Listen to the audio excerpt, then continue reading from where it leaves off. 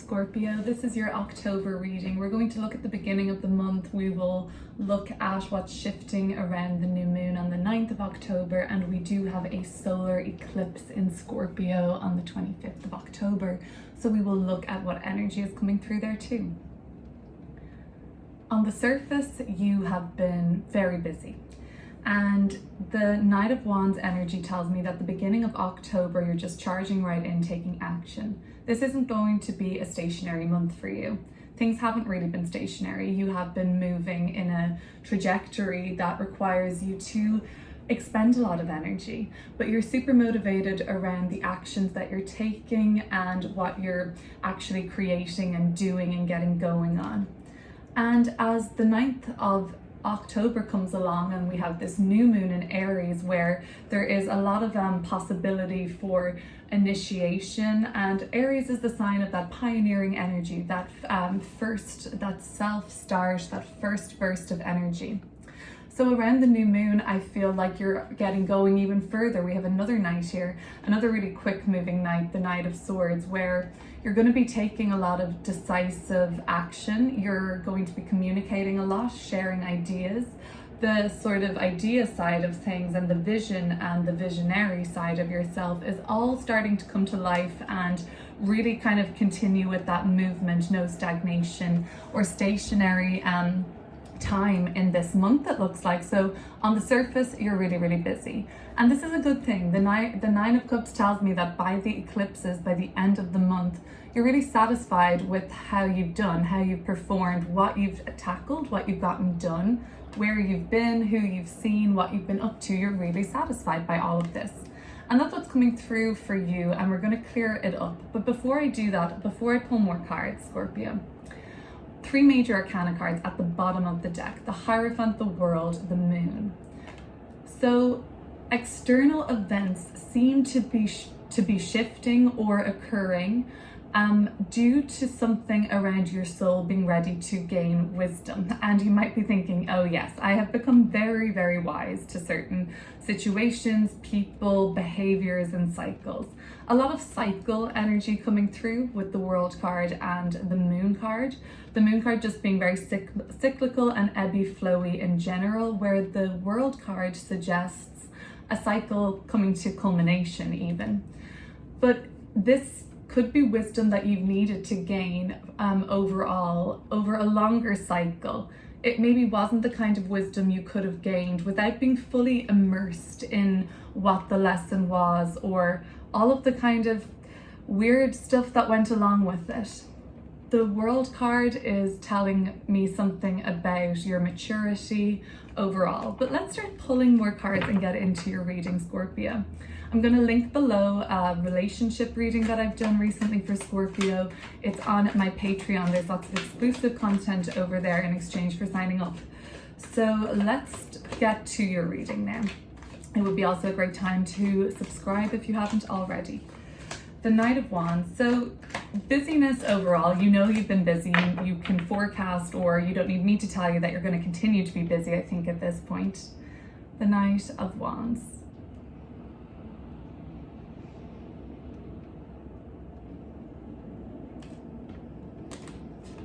Page of Swords, very active, and the Lover's card.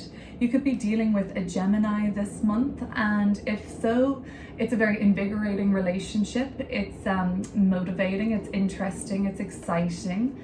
The Page of Swords tells me that your mind is beginning to expand recently, even just before October, end of September, coming in October, the first week or so of October, things are just really expanding for you and coming alive for you mentally. That is a card of thoughts and communication, mostly, with the Lover's card, because these thoughts are not just being deflected at or being projected at a wall, and they're being shared with somebody else, and there's like a receptivity here involved, and there is an understanding and a mutual understanding. So there's projects and plans in motion for you, Scorpio. You're taking action, you're getting to it, you're keeping busy, and you're it's no problem, because this has really been received well overall. Thoughts are lining up with the vibration of other people's thoughts that are productive, healthy, stimulating. So overall, I feel you just being very excited and energized at the beginning of the month.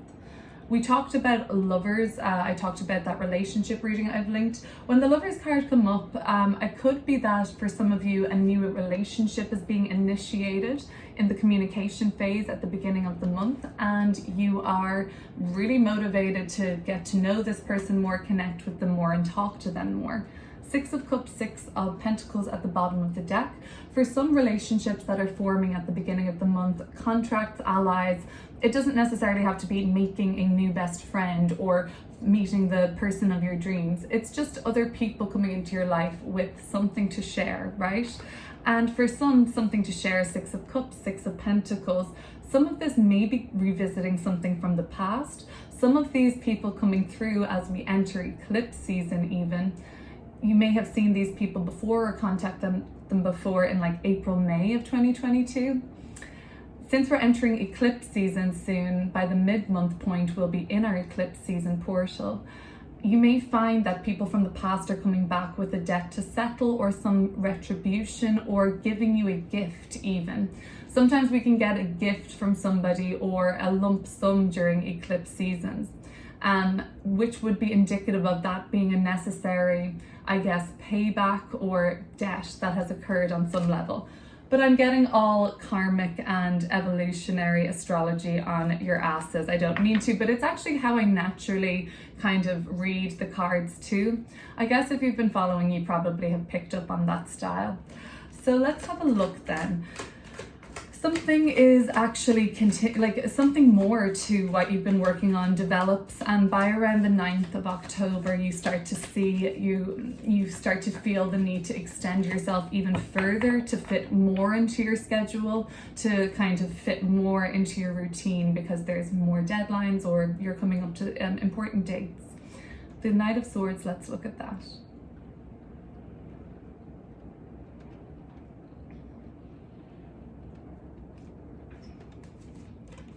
The Ten of Pentacles, the Two of Pentacles. Okay, so as situations around finances and material prosperity, which we have to consider with the Pentacle cards, we've just got our first Pentacles coming out here now. It's been Sword, Cup, Wand, but we've got our Pentacles now. So maybe money matters or practical matters, your investments, your income, all of those things are up for some sort of assessment by the 9th of October onwards. The Ten of Pentacles is a great card to see when thinking about larger investments or like larger quantities of some sort of a resource you have. The Two of Pentacles would suggest that there is some changeability around this. There is some decision making to happen. At the bottom of the deck, the Four of Cups and the Star card, and the Four of Cups in reverse and the Star card would suggest that there's a lot of healing done around your relationship to Ten of Pentacles. I guess you would call this legacies and reputation and achievement, but in the material world, right? Not really on the emotional plane or anything, or the spiritual plane.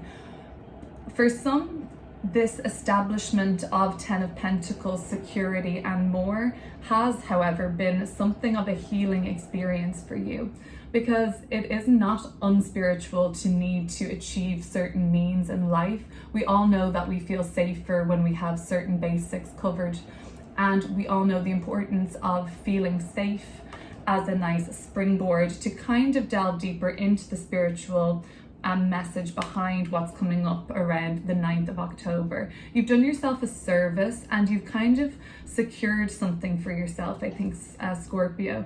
I think it may be time then when you start to relax about this.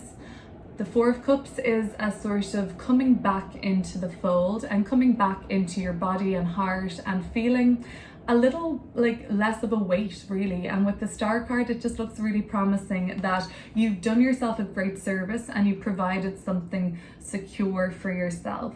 The The Knight of Swords, Two of Pentacles, Ten of Pentacles. Affairs of business and thinking about what to do around business perhaps comes up for some people, thinking about which way to flow or go on that. Also, if business and your if you are like something of somebody who has invested their own time and efforts into something, you really see that kind of taking off or taking flight. But you already know that things have been going in a very quick paced trajectory on this. So I don't think that this energy is going to shock you at all. I think it's actually like a pretty nice energy to see the Ten of Cups or Ten of Pentacles there. It's like a relief.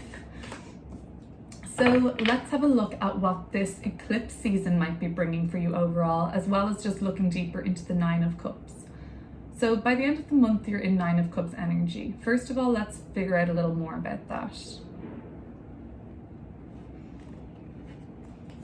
The Four of Pentacles in reverse and the Six of Cups and the Six of Pentacles again. Okay. So there is a sense of beginning to let the walls come down and open the heart chakra as we end the month. You are kind of being invited to be grateful and feel #blessed at the end of the month.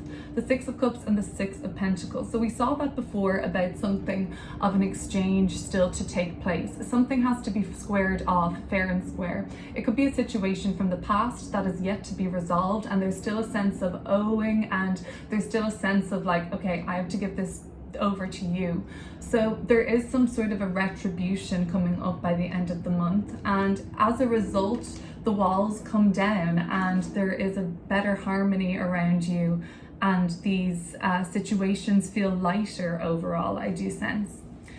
The Four of Pentacles and the Six of Cups and the Six of Pentacles. This would suggest it's safe for you to open the heart chakra. You are supported and you are loved. That would be the messages I see with those cards. Let's have a look deeper into this eclipse season that is about to get underway.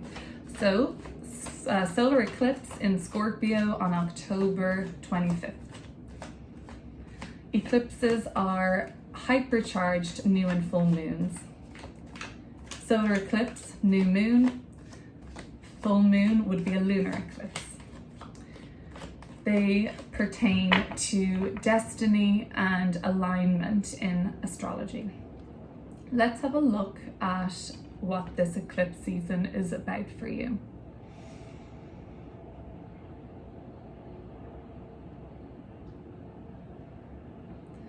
The last eclipses, as I said, in Scorpio and Taurus were in April and May. This could be a continuation of themes, patterns, like a continuation of the literal story perhaps. The King of Pentacles. Overall, this October eclipse offers a sense, you to see how far you've come, you to see what you've accumulated, how secure something is for you. Versus maybe in April and May, or perhaps it was in April and May too, where the wheels were in motion, things that were happening then, Justice card at the bottom of the deck, things being settled then, Two of Cups, relationships that were forming then, and things you said yes to or agreed to or something like that. Whatever it may be, Eight of Pentacles, Eight of Cups, what you were leaving behind then, what you were working on then. This is coming back around, and you get to take stock by the end of this month on how far you've come. Maybe these eclipse season eclipses for you will be less about massive change, but more about integrating the changes that have already taken place in April and May even. And now you get to see how that has been secured for you, or what kind of a hopefully more advantageous position you find yourself in this round of the Scorpio Taurus eclipses. Let's leave it at that. I'll leave a description box I'll leave a link in the description box below for that relationship reading. And as well as that, Scorpio, I just wish you well and talk to you soon.